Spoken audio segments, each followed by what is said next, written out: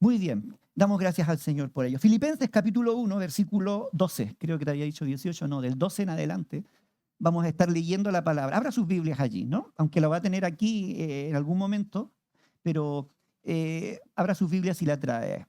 Hemos estado hablando acerca de, dije que íbamos a estar hablando acerca de Filipenses, ¿no? Y vamos a usar esta carta como una hoja de ruta. Me gusta porque Pablo es un hombre que tenía la cabeza ordenada. Sabía en lo que tenía que estar enfocado y sabía a dónde tenía que mirar. Y creo que cuando uno ve y lee el libro de Filipenses, nos hace muy bien porque también nos ayuda a nosotros a enfocarnos. Hay muchos distractores a lo largo de este camino. Hay muchos distractores en la vida misma, ¿no? Que nos distraen y que muchas veces en esta distracción nos llevan a veces a invertir nuestra vida en cosas que no merecen la pena. No merecen la pena. En cambio, Pablo dice, no, mira, estas cosas sí que merecen la pena vivir. Esto sí que merece la pena preocuparse. En estas cosas sí que merece la pena invertir, ¿no? Y me gusta eso. Yo creo que a nadie de nosotros le gusta perder el tiempo. A mí no me gusta invertir algo en lo cual no va a merecer. Pero Pablo nos ayuda a enfocarnos. Y el otro día hablábamos un poco de eso, ¿no? Enfócate en las personas que te aman, que se preocupan por ti. ¿Os acordáis?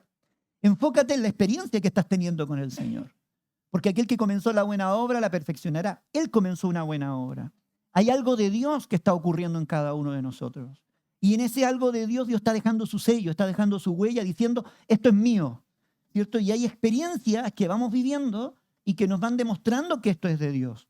Entonces, esa experiencia no la podemos olvidar. Enfoquémonos en esa experiencia y cuando vengan los tiempos de duda, tal vez de dificultad, volvemos nuestra mirada a esa experiencia y decimos, no, si el Señor estuvo conmigo, esto es del Señor. Lo que yo estoy construyendo no es una cuestión humana, no es simplemente una cuestión religiosa, no. Lo que yo estoy construyendo es una vida, lo que estoy construyendo es una relación con Dios. Y es bueno eso, enfocarnos en esa experiencia milagrosa que estamos teniendo con Dios, ¿no? Y Pablo nos animaba a eso, ¿no? A enfocarnos en esa experiencia, enfocarnos en quienes nos aman, en quienes están. Enfocarnos también, aprendíamos a enfocarnos en un amor que madure, ¿no? Un amor que madura en nuestra relación con Dios, que madure ese amor. En las relaciones humanas, que sean guiadas por amores más maduros, ¿no? Ahí conocíamos la palabra, aprendíamos, ¿no? La palabra de discernimiento, ¿no? Un amor con discernimiento, un amor con conocimiento. No es amor pasional y que se compromete o que empeña su palabra, pero luego se acaba el sentimiento y las palabras se las lleva el viento. No, enfocado en aquellas cosas. Y eso es bueno, enfocado en aquellas cosas. El día de hoy yo no sabía qué título ponerle, porque habían varios títulos en mi mente. Tal vez el más conocido sería, para mí el vivir es Cristo. Termínenla, pueden terminarla, ¿no? A ver si el otro día los pillé con un texto que pensé que se conocían y no lo conocían, ¿no? Podría yo llamar a la prédica de hoy, para mí el vivir es Cristo y el morir es ganancia, ¿no? Ese podría ser uno. Pero también yo podría llamarle entre lo bueno y lo mejor. Interesante, ¿no? Cuando yo veo a Pablo no está luchando entre lo bueno y lo malo, sino que está luchando siempre entre lo bueno y lo mejor. Y está como entre ese, a ver, ¿qué es lo que es bueno y qué es lo que es mejor todavía? Y esto tiene que ver mucho con la perspectiva de vida. Ojo que Pablo, no todo lo que pasó pues, desde el punto de vista humano era bueno. Él está escribiendo esta carta en un contexto, entre comillas, malo para nosotros, porque él está en la cárcel. Está en la cárcel, está siendo acusado, está esperando un juicio seguramente, ¿no? Y todo lo que le rodea podría parecer malo, podría decir, pobre Pablo, mira lo que está sufriendo. Pero él dice, no. Esto es bueno, dice. Pero Pablo, ¿cómo? Pero es bueno. ¿Te das cuenta cómo la perspectiva de las cosas cambia de acuerdo desde qué prisma lo miramos y desde qué posición lo miramos? ¿Con qué enfoque lo miramos? Otra vez volvemos a la palabra enfoque, ¿no?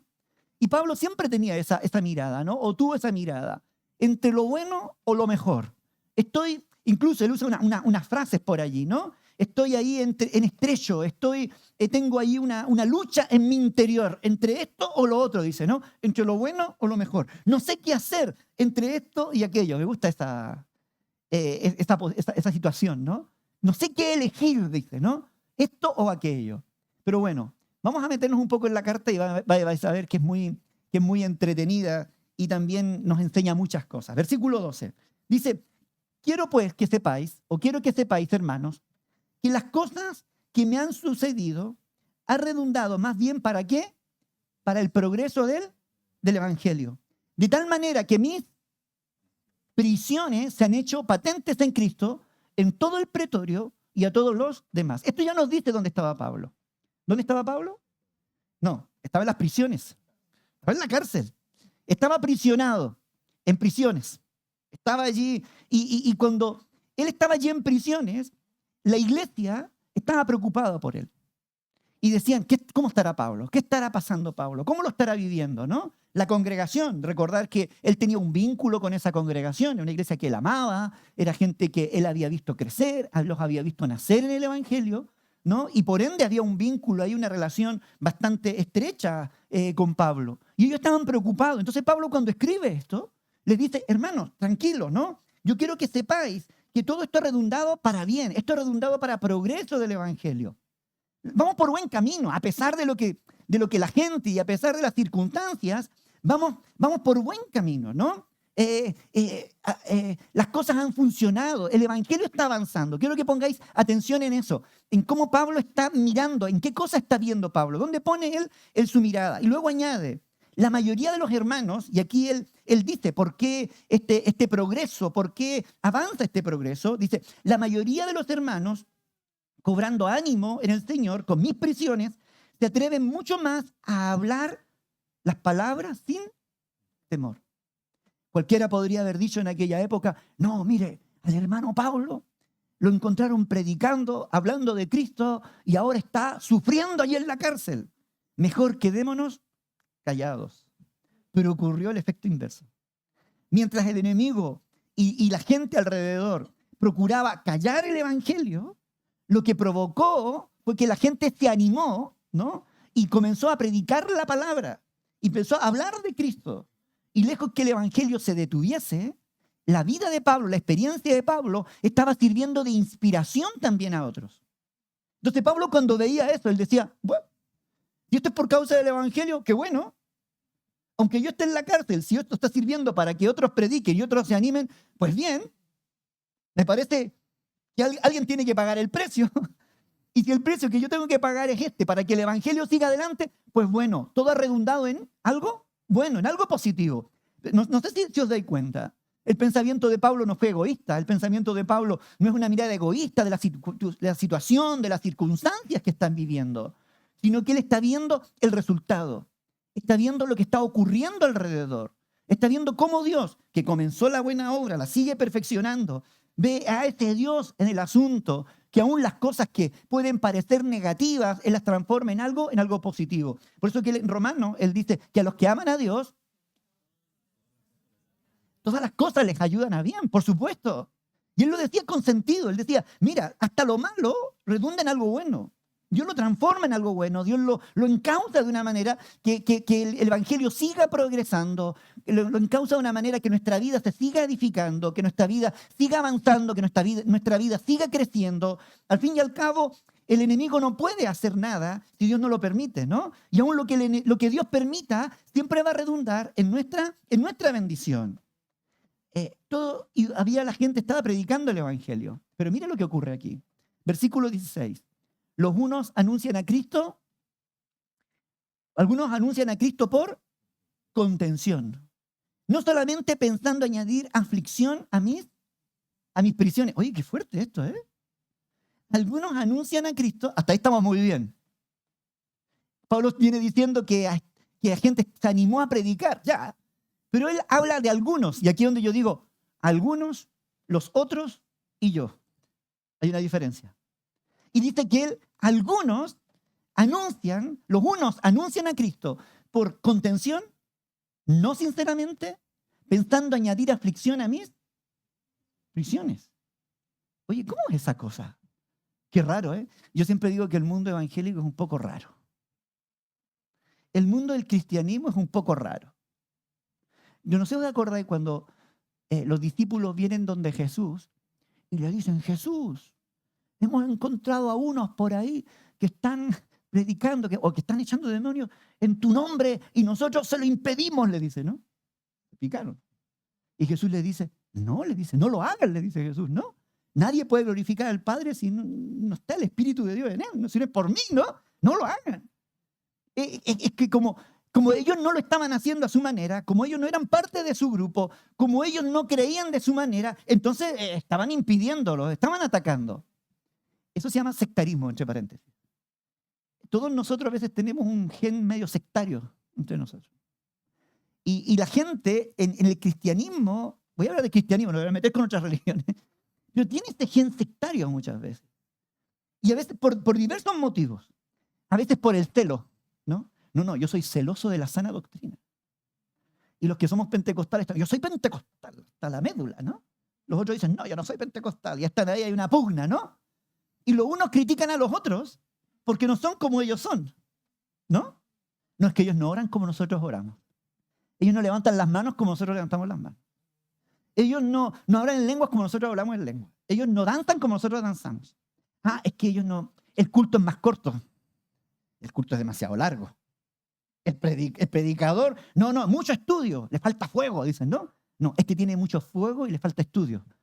Es decir, siempre criticamos al otro creyendo que nosotros tenemos la razón y que nosotros somos dueños de la verdad. Por eso es que cuando alguien dice, no, es que nosotros tenemos la sana doctrina, a mí me suena muy arrogante, porque nadie es dueño de la sana doctrina. ¿Me voy explicando? Nadie tiene la exclusividad de la sana doctrina. Y luego ya hablaremos de qué piensas tú de lo que es sana doctrina, porque hay unas herejías que algunos las toman como sana doctrina también, ¿vale? Al final cada uno defiende su sistema doctrinal. Algunos se dividen o atacan por eso, porque creen que lo suyo es lo correcto. A lo mejor algunos le añadían aflicción a las prisiones de Pablo diciendo, qué bueno que hayan atrapado a Pablo, menos mal que lo tienen en la cárcel. Este es un bochinchero, este es un gritón, este anda hablando de una doctrina un poco rara que no es la nuestra, que no es como yo creo. ¿Te das cuenta? Tal vez otros también lo hacen por envidia. Mira, ¿cómo Pablo? Toda la gente quiere seguir a Pablo. Todos los quieren escuchar a Pablo. ¿Qué tiene Pablo que no tenga yo? Si yo también hablo la palabra, si yo también predico y soy mejor que Pablo, tengo más talento que Pablo, canto mejor que Pablo, no enseño mejor que Pablo. ¿Y por qué siguen? ¡Qué bueno! ¿No? Y existe eso también. La rivalidad. ¿Cuánta gente va a tu iglesia? Me acuerdo cuando algunos nos miraban y éramos poquitos, nos miraban, entraban, miraban y se iban. Claro, nos ninguneaban porque éramos 4 gatos. Bueno, no 4 gatos. 4 gatos y 5 gatas. No. Éramos unos poquitos y nos miraban. ¿Qué te haces medio raro? Encima, un chico joven como yo ahí. ¿Qué va a hacer este chico joven? ¿Qué sé yo, no? Y te discriminan porque no tienen o porque tienen. No, tiene mucho. La iglesia es grande, alguna herejía tiene que ser. Mueven las masas. ¿Te das cuenta? La competencia, la envidia, ¿no? Los celos, la rivalidad. A veces lleva a la gente a hablar de todas estas cosas. Y Pablo, mientras estaba en la prisión, se enteraba de todo eso. Por eso que él dice, intentando añadir, ¿qué cosa? Aflicción a mis prisiones. Yo ya estoy aprisionado, pero más encima me llegan estas noticias. Que fulano, mengano, esta gente está predicando, está diciendo esto de mí, está atacando el evangelio y está en este contexto de rivalidad. Yo debo reconocerlo. Lamentablemente, eso existe dentro del mundo. No existió ayer, sino que sigue existiendo dentro, de lo cual yo no estoy de acuerdo, entre paréntesis. A mí nunca me van a escuchar hablar mal de otro pastor, o de otra congregación, o de por qué lo hacen, porque aquí, porque allá. A mí me da igual lo que hagan los demás. Y ellos están siendo coherentes y fieles allá ellos, ¿no? Yo tengo que velar por lo que hago aquí, por lo que predico aquí, por lo que enseño aquí, por lo que construimos aquí. A mí Dios me llamó a ser fiel en esto. A mí me cargan las redes, de verdad. Hay redes amarillistas, ¿no? Donde allí se encargan de desprestigiar a todo y poner en evidencia a todos los predicadores que no están de acuerdo a la sana. ¡Ay, mira, y fulano, y mengano! Y mira cómo se vistió, y mira lo que dijo. Esto es una herejía, esto no es herejía. Y digo, ¿pero por qué se meten en esos berenjenales? Cuando nuestro enemigo no son las otras iglesias, nuestro enemigo no son las otras doctrinas, nuestro enemigo es el diablo que está intentando llevarse a la gente al infierno y que está acabando, ¿no?, con sus vidas, los tiene destruidos. Y nosotros metiéndonos en la vida, bastante tengo yo con pelearme con el enemigo por las almas, por querer construir, como para yo estar preocupado de lo que predica el vecino, lo que hace la otra iglesia. Me da igual lo que hagan ellos. Dios nos ha llevado a velar por nosotros.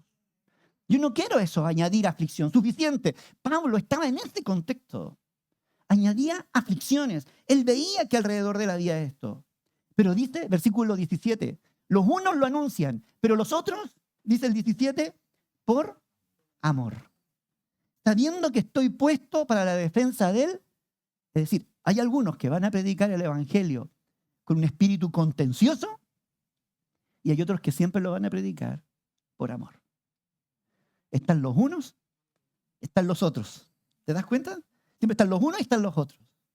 Y Pablo estaba claro con todo esto. Pero me gusta la conclusión de Pablo. ¿Qué pues? Que no obstante, de todas maneras, o por pretexto o por verdad, Cristo es anunciado.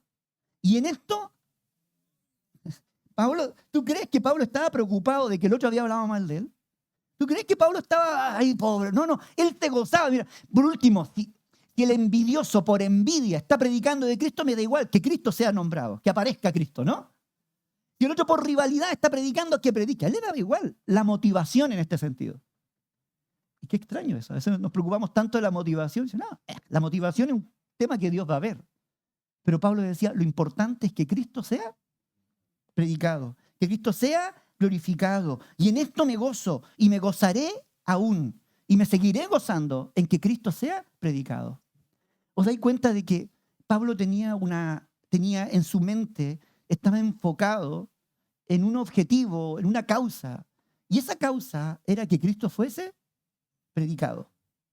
Mis prisiones, decía, no pasa nada con mis prisiones. Y mis prisiones han redundado y han servido para que unos por pretexto, por codicia o por lo que sea, Cristo sea predicado. Me da igual que Cristo sea predicado. Y mis prisiones, mi sufrimiento ha servido para que Cristo salga a la luz y haya un movimiento en torno a Cristo. Muy bien, que eso siga adelante. Lo importante es que Cristo sea anunciado. Versículo 18. Porque sé que por vuestra oración y suministración del Espíritu de Jesucristo, esto resultará en mi liberación. Esa era su esperanza. Conforme a mi anhelo y esperanza de que en nada seré avergonzado. Antes bien, con toda confianza, como siempre, ahora también será magnificado Cristo. ¿A dónde? Vale, ahora aquí ocurre otra cosa. Ahora Pablo cambia el enfoque. Está en medio de la prisión y está mirando lo que ocurre afuera. Pero ahora él comienza a poner su mirada en él. Los otros, algunos, los unos, los otros, y ahora en él. Esto es interesante, porque nosotros alrededor siempre vemos lo que hacen los unos y lo que hacen los otros. Pero ahora Pablo va a poner su mirada en sí mismo. Y va a hablar de lo que él piensa o cuál es su punto de vista personal referente a todo lo que está viviendo y cuál es su filosofía de vida. Y cuál es su enfoque en cuanto a la vida. Y ese enfoque nosotros lo vamos a ver siempre a lo largo de todo lo que fue su ministerio y su desarrollo, y vemos esa coherencia y entendemos por qué Pablo decía lo que decía y enseñaba lo que enseñaba y vivía como vivía. Mire lo que dice aquí. Ahora también será magnificado Cristo, ¿dónde? En mi cuerpo. ¿Cómo? ¿O por vida o por muerte? Él estaba en la prisión. Él sabía que podía seguir viviendo o sabía que le podía costar la vida. Entonces, pero una cosa él tenía presente. ¿Cuál era? Que Cristo iba a ser glorificado en su vida, en su cuerpo. ¿Cuál es el enfoque de Pablo? ¿Hacia dónde está mirando Pablo? ¿Os dais cuenta que el enfoque de Pablo siempre es cristocéntrico? Cristo sea glorificado a través de la predicación. Y ahora, a través de mi vida, sea que yo viva o sea que yo muera, Cristo también va a ser, y él dice así, ¿no? Ahora también será magnificado. Yo me voy a encargar de que Cristo sea glorificado aún en mi muerte. Oye, qué fuerte eso. No solo en mi vida, sino también en mi muerte. Porque para mí, y aquí es donde viene el texto que nosotros conocemos, versículo 20, 1, 2 y 3, porque para mí el vivir es Cristo y el morir es ganancia. Gloria a Dios. Entonces Pablo cuando se miraba a sí mismo decía, sea que viva o que muera, bueno, ahí lo dice en otra carta, ¿no? Del Señor somos. Sea que vivamos o que muramos del Señor, ¿a quién le pertenecemos? ¿Te das cuenta? Ahora, no me lo digas. ¿A quién le perteneces? ¿De quién es tu vida? ¿De quién es tu muerte?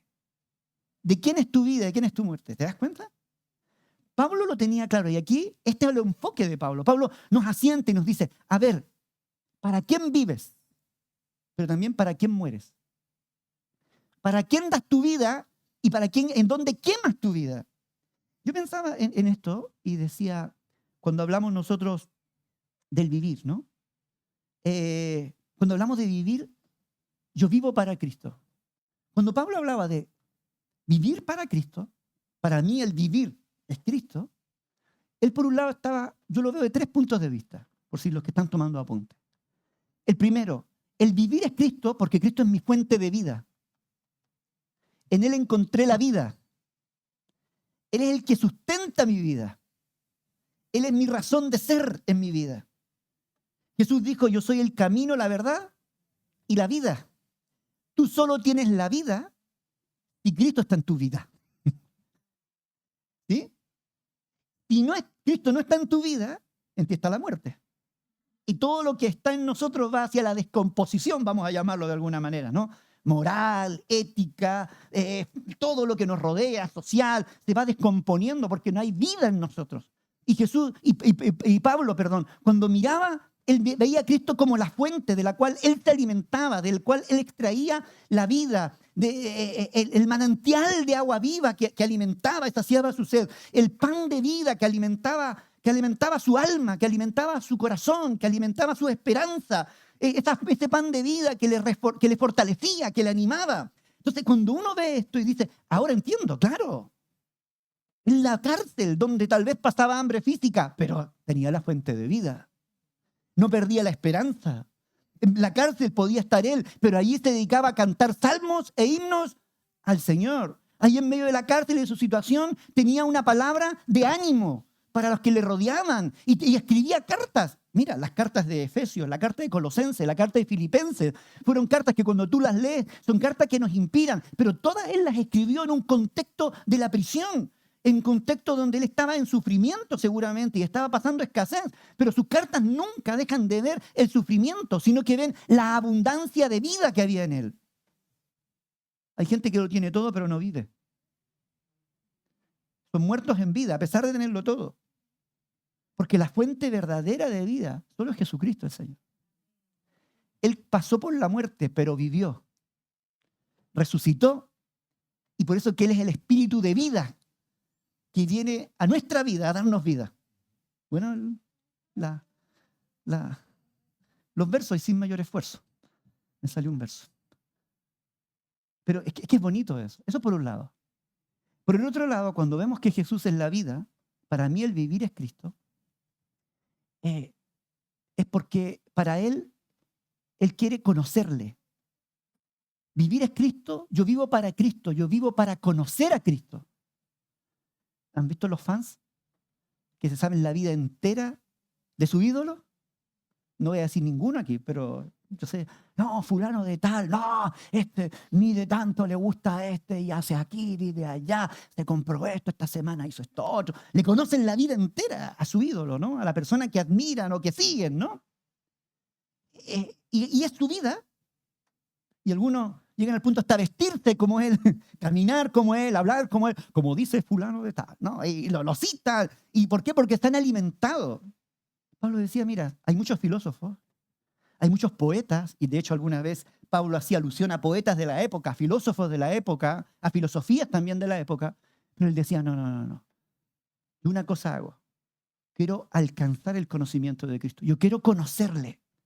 Y para él vivir Cristo era conocer a Cristo y profundizar en la persona de Cristo, en quién era Él, no en su esencia, conocer en Él, en su carácter, en sus enseñanzas, en la mentalidad, ¿no? En lo que era Cristo como persona, pero también como Cristo como Dios, ¿no? Revelado hacia nosotros.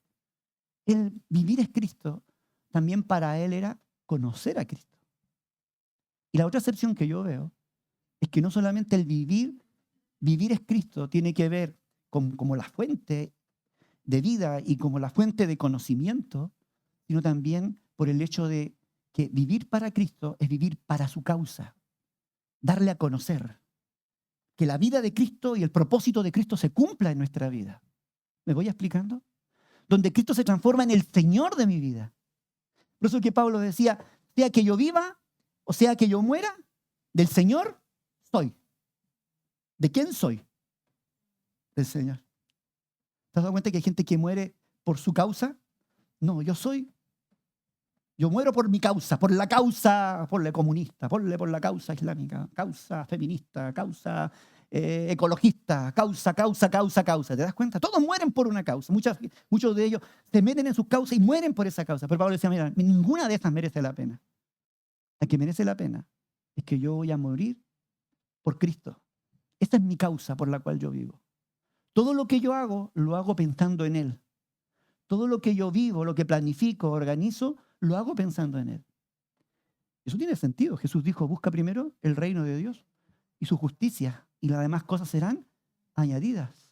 Jesús también lo dijo. Si alguno quiere venir en pos de mí, niéguese a sí mismo, tome su cruz y sígame cada día. ¿Os dais cuenta? Es decir, Jesús no solamente te estaba ofreciendo una vida, un discipulado, una ruta. Él te estaba ofreciendo una causa por la cual vivir, un motivo por el cual vivir, una meta por la cual vivir, que Él ya tiene establecida para cada uno de nosotros, ¿no? Un anhelo con nosotros. Dios tiene un propósito con cada uno de nosotros. Cristo tiene una causa que quiere cumplir con cada uno de nosotros. Y Pablo lo vio claro, me gusta, extendiéndome lo que está por delante, para ver si alcanzo aquello por lo cual fui alcanzado por Cristo. Me encanta eso. Cuando Pablo se vuelve loco y dice, no.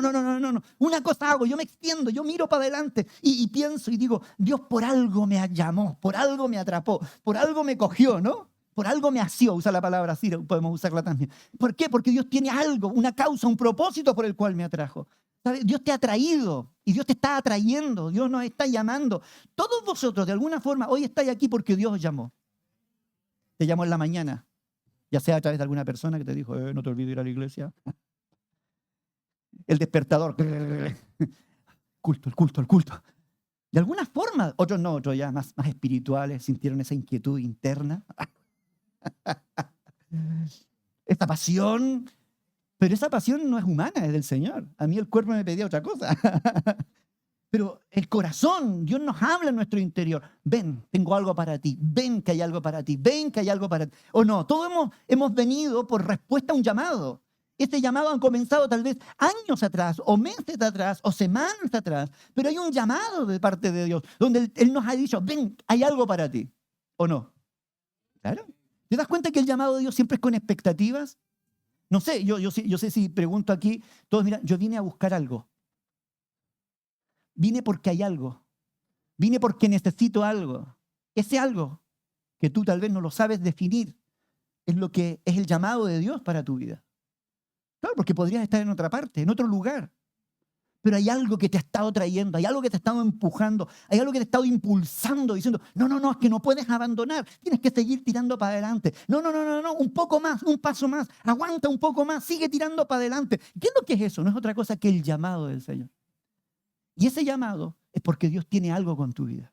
Y eso es lo que Pablo estaba enfocado. Cuando él dice, es para mí el vivir es Cristo, él está diciendo, es ese llamado lo que me está llamando. Él es mi fuente de vida, es mi fuente de conocimiento, pero también es el propósito de Cristo lo que me mueve, lo que me conmueve y lo que me lleva hacia adelante a seguir avanzando. Hay un propósito para cada uno de nosotros. Amén. Le damos un aplauso al Señor.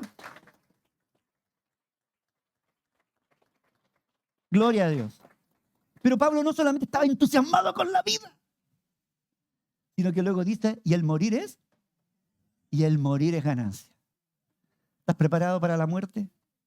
¡Oh! ¡Qué fuerte sonó eso! Porque nosotros siempre hablamos de la vida, pero nunca hablamos de la muerte. ¿Os dais cuenta? Para Pablo, el tema de la vida y la muerte era un tema muy recurrente. Obvio, si estaba allí, no sabía si... Claro, el cristianismo en el primer siglo se movía aquí o aquí. El cristianismo era sinónimo de tener aquí una diana, ¿no?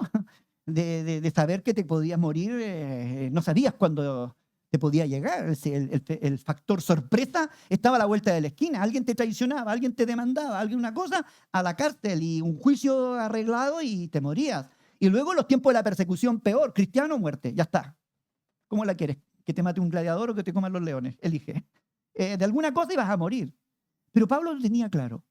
Para mí el morir es...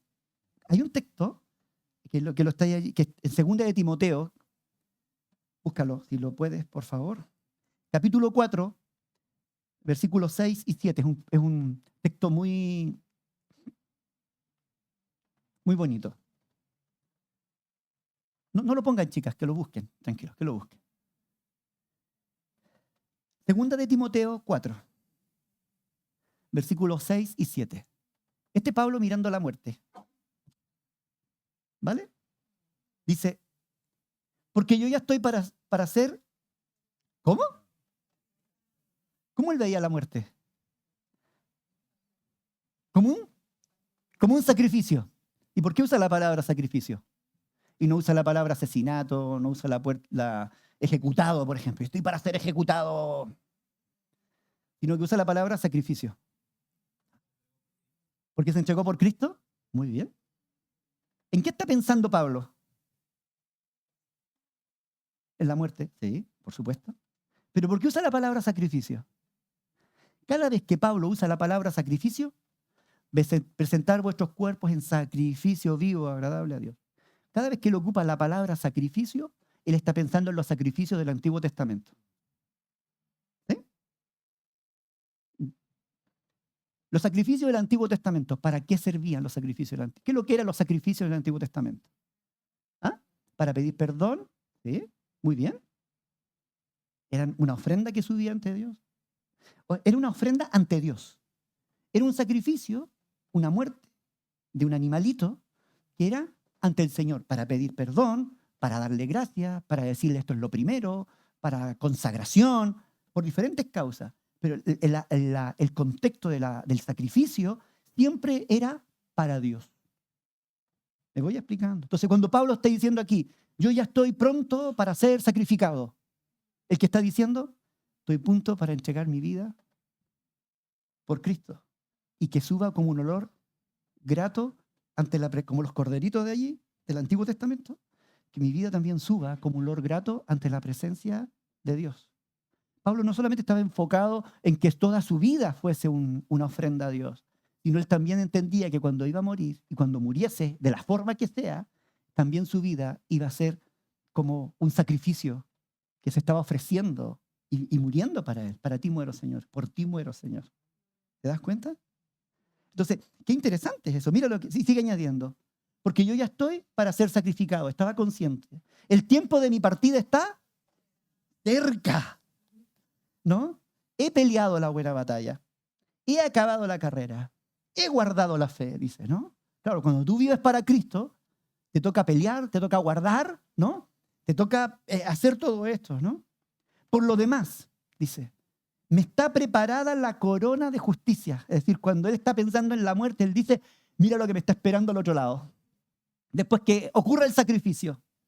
Después que la palme, diríamos nosotros, en sentido más poco poético, ¿no? Poco poético, ¿no? Me está guardada la corona de justicia, la cual me dará el Señor, juez justo, en aquel día, y no solo a mí, sino también a todos los que aman su venida, los que están pensando en Él, los que viven para Él, los que aman su venida. Él cuando miraba la muerte decía, bien, yo sé que una vez que sea presentado como sacrificio, y vaya, ¿con quién me voy a encontrar? Con mi Señor. ¿Y qué tiene mi Señor para mí? Una corona de justicia, ¿no? Que está preparada, porque yo he vivido para Él, porque mi vida ha sido Él. Entonces, yo pensaba y decía, el que sabe vivir, sabrá también morir. Y depende mucho cómo vivamos, es como enfrentaremos también la muerte. Cuando Pablo está enfrentando la muerte, dice, bueno, ya está listo, esto ya está horneado, ya está todo sacramentado, ya está todo listo. Ahora solamente me queda esperar que se cumpla el propósito de Dios. Pero Él me está. Por eso que Él dice, para mí el vivir es Cristo y el morir es ganancia. Yo salgo ganando si me muero. Yo voy a ganar, porque voy a llegar a la meta, porque mi batalla se va a acabar, porque la carrera se va a acabar. Pero mientras tanto, mientras vivo, estoy en la batalla, estoy en la carrera. ¿Te das cuenta? Entonces, él vivía enfocado en ese sistema. Él vivía, su vida estaba enfocada de esta manera. ¿Estamos preparados para enfrentar la muerte? ¿Hemos pensado en ello? Lo dejo allí. Digo, quedé en el 24, ¿no? Ah, sí. 22, ¿no? Más el vivir en la carne me resulta, ahora sí, porque para mí el vivir es Cristo y el morir en ganancia, 21, 22. Más que el vivir en la carne, y aquí está lo que yo decía, para mí es el beneficio de la obra, no sé entonces qué escoger. No sé si seguir vivo o muerto, ¿no? Si morirme. Porque de ambas cosas estoy puesto en estrecho. Pablo tenía un conflicto. No sabía si vivir o morir. ¿Tú tienes algún conflicto de esa índole? No, tú quieres vivir. Todos queremos vivir y vivir bien, ¿no? Pero el conflicto de Pablo no era vivir y vivir bien. Y su conflicto interno era, yo quiero vivir, pero también quiero morir, porque en ambas cosas estoy bien. O recuerden lo que decíamos, ¿no? Entre lo bueno y lo mejor. En ambas cosas estoy bien. En ninguna de las dos pierdo, en las dos sigo, en las dos gano, pero una gana un poco más, ¿no? En que estoy puesto en estrecho, teniendo el deseo de partir y estar con Cristo, lo cual es mucho mejor. Pero quedarme en la carne me es más necesario por causa de vosotros. Es que yo sigo pensando en ustedes. No sé si os dais cuenta el compromiso de Pablo con la obra. Cómo él estaba pensando y viendo el progreso del Evangelio y el crecimiento también de la gente. Versículo 28, ya me queda poco, tened un poco de paciencia. Y confiando en esto, sé que quedará, que aún permanecerá con todos vosotros y que vuestra provecho y gozo en la fe. Me voy a saltar. 27. Solamente, y aquí es donde Pablo da un consejo. Solamente, después de esta narración, ¿no? Después de que yo estoy en la cárcel, todo ha redundado en bien, algunos me han desacreditado, pero no pasa nada, Cristo es predicado. Los unos, los otros, yo quiero vivir para Cristo, yo voy a dar mi vida por Cristo, yo estoy comprometido con Cristo. Ya en el versículo 27 él ya pone la mirada en la iglesia de Filipo y les dice, solamente que os comportéis. Mira, si tengo que pediros algo, les pido una cosa. Os comportaros como es digno del Evangelio de Cristo. Estar a la altura del Evangelio de Cristo. Después que él da todo este discurso, después que él pone el ejemplo, después que él, en medio de la experiencia que está viviendo y le está mostrando cómo se vive en medio de la prueba, en este caso la cárcel, cómo se vive el Evangelio en medio de la dificultad, después de todo esto, él los mira y dice, mire hermano, todo merece la pena, vale la pena siempre, pero solamente quiero que os comportéis como es digno el Evangelio, para que sea que os vaya a veros o que esté ausente, siempre oiga de vosotros, y agrego ese siempre, ¿no? Que estáis ¿cómo? Firmes en un mismo espíritu y combatiendo unánimes por la fe de él. ¿Qué es lo que está recomendando Pablo? Dos cosas. ¿Cuáles son esas dos cosas? ¿Unánimes? Ah, increíble, ¿no? Firmes en un mismo espíritu. Qué fuerte, ¿eh? Pablo había visto en los otros predicadores que no andaban en un mismo espíritu, eran contenciosos contra él. Pero dice, no pasa nada, Cristo es predicado. Pero vosotros no. Vosotros manteneros unidos en un mismo espíritu. Una de las cosas que es más difícil guardar y fácil perder es la unidad. ¿Sabíais vosotros? Que la unidad es lo más frágil que puede haber. Basta una discusión, basta un malentendido, basta cualquier cosa. Y se acabó la unidad. Le hago la cruz a Gladys. Le hago la cruz a Carlos. Ya no me cortas más el pelo, le digo. No, mi amigo me corta. Imagínate que le pongo mi cabeza a su disposición. Sí, sí. No, y cuando me va a afeitar me pone aquí, el pastor me ama, me dice así, me pone aquí la navaja. Y Carlitos, te amo. Y sin navaja también te amo. No, está mejor. Broma. Pero la unidad es lo más complicado de mantener. Pero es lo más, ¿cómo se llama? Pero lo que distingue a una iglesia firme es la unidad del espíritu. La firmeza de una congregación o la firmeza de un matrimonio, la firmeza de una familia se basa en la unidad, en un mismo espíritu. Y eso es lo que tenemos que guardar. No es una misma idea, ¿vale? ¿Me explico? No es la misma idea. Pablo aquí lo que está transmitiendo es un mismo espíritu. ¿Qué espíritu está transmitiendo Pablo? Está diciendo que hay cosas superiores a mi vida. Aquí hay cosas superiores incluso a mi muerte. Aquí hay cosas superiores a mis prisiones, a que hay algo superior a mis necesidades. ¿Cuáles son? Que Cristo sea glorificado, es superior a mi problema. Que Cristo sea honrado, es superior a mi problema. La unidad, la sanidad, el amor, es superior a mis cuestiones personales. ¿Os dais cuenta? Cuando somos capaces de mirar aquellas cosas, porque eso es lo que Dios nos enseña, siempre a mirar por encima, a ver qué es lo más valioso, qué, enfocarnos en lo más importante, porque eso más importante es lo que sostiene todo lo demás. En este caso dice, el mismo espíritu.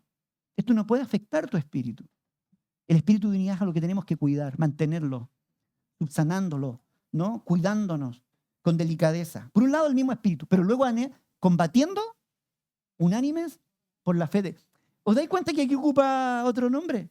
Ocupa un adjetivo y dice, usa un verbo allí. Combatir. ¿Por qué usa combatir? Y no dice predicar. Anunciar el evangelio, ¿no? Prediquen el evangelio unánime, ¿no? Dice combatir. Es una lucha. Porque él lo está hablando en un contexto de guerra. Él entiende de que el evangelio avanza en un contexto de guerra. Nosotros estamos combatiendo. ¿Sabéis vosotros que estáis combatiendo? ¿Que te metiste en una guerra sin saberlo? No la de Gaza, que ya, gracias a Dios, parece que está parando. Tampoco con Irán ahora, tampoco. No hay nada por allí. No. Hay una guerra espiritual. Hay una guerra en el ámbito espiritual donde el enemigo lucha y pelea por querer robarte la paz, robarte el gozo, robar tu alma y llevarla luego al infierno. No solamente que tengas una vida y que no vivas para Cristo, sino que vivas para el mundo, vivas para ti, vivas para el egoísmo y que luego no mueras para Cristo, sino que encima mueras para Él. Y el diablo está en esta guerra. Estamos viviendo una batalla. Tu vida es una batalla. Y dice combatiendo. ¿Y cómo la combatimos? Unánimes. Es una pelea que tenemos que librarla juntos contra el enemigo. Nuestra fe la peleamos juntos. Vamos luchando frente a las pruebas, a las dificultades, a la oposición.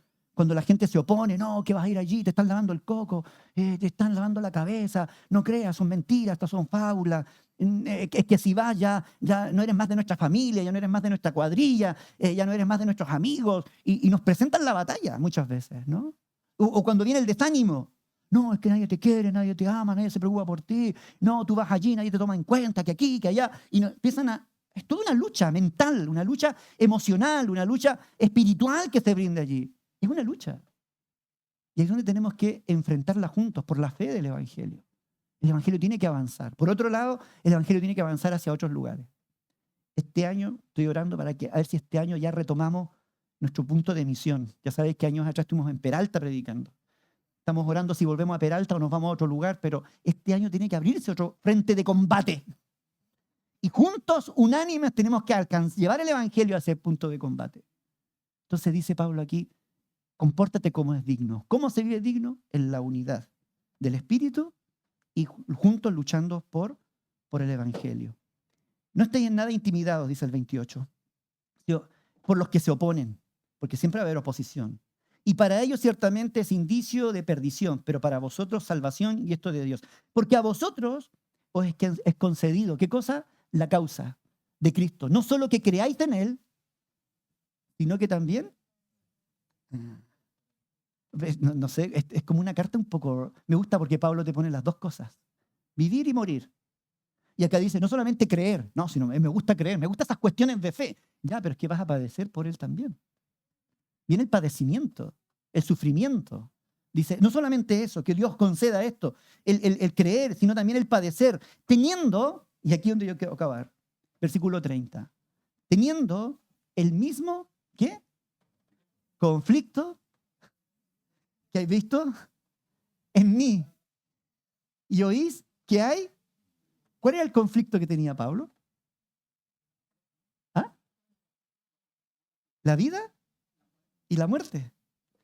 Él estaba en un conflicto, no sabía si seguir viviendo y sirviendo a Cristo o Señor, llévame, ¿no? Pero era una lucha, la lucha era por las almas, la lucha era para que el evangelio se siga expandiendo. Si él se quedaba vivo era para que ayudara a la gente en la predicación del evangelio, ¿no? Y que si su muerte redundaba en la predicación del evangelio, y si él estaba en la cárcel, que eso redunde. Es decir, él estaba en ese conflicto y él decía, yo no solamente quiero ser portador de esa carga, quiero que la tengáis también, vosotros tengáis ese mismo conflicto. ¿Cuál es tu conflicto? ¿Pagar el alquiler o no pagar el alquiler? Seguramente. ¿Un conflicto? ¿Me voy a casar o no me voy a casar? ¿Es otro conflicto? ¿Voy a tener trabajo o no voy a tener trabajo? ¿Es un conflicto también? Puede ser. Válido. A ver, no estoy diciendo que no sean válidos, ¿vale? Es que me voy a sanar o mi enfermedad se va a mantener el tiempo. Eso también es un conflicto que uno tiene. Está bien, muy bien. Pero hay un conflicto mayor que te ayuda a sobrellevar esto otro. Es cuando tú buscas el reino de Dios. Tu vida se dedica a vivir para Cristo. Y sabes que viviendo para Cristo vas a tener la fuente de vida que te ayuda a superar los otros conflictos. Viviendo para Cristo, los otros conflictos se subordinan a ellos, se enfrentan. ¿Que con quién me voy a casar? Ya Cristo dirá. Que si me voy a sanar, Cristo me sanará. Que voy a tener trabajo, Dios abrirá la puerta. Que tengo para comer, Dios proveerá. ¿Te das cuenta o no? Porque cuando vivimos para Cristo, Él se encarga de todo lo demás. Si tú le conoces a Cristo, vas a la fuente de la sabiduría. Me encanta porque yo he escuchado a uno que decía, la filosofía te llena de conocimiento, pero solo Jesús transforma tu vida. Me dejó loco y tiene toda la razón, dije yo. Claro, si conocemos a Cristo, no solamente no nos llenamos de conocimiento, somos transformados, somos renovados en el conocimiento de Él. Y si vivimos por su causa, Él también sabrá recompensarnos, porque Él sabe recompensar a quienes viven por Él y para Él. Para mí el vivir es Cristo. Y esa es tu mayor lucha. Pues hoy yo quiero que inclines la balanza. Vive para Cristo, vive para Cristo, vive para Cristo. Porque de esa forma también te preparas para el otro, ¿no? Morirás también para Él. Y será un sacrificio que sube como olor grato. Aleluya.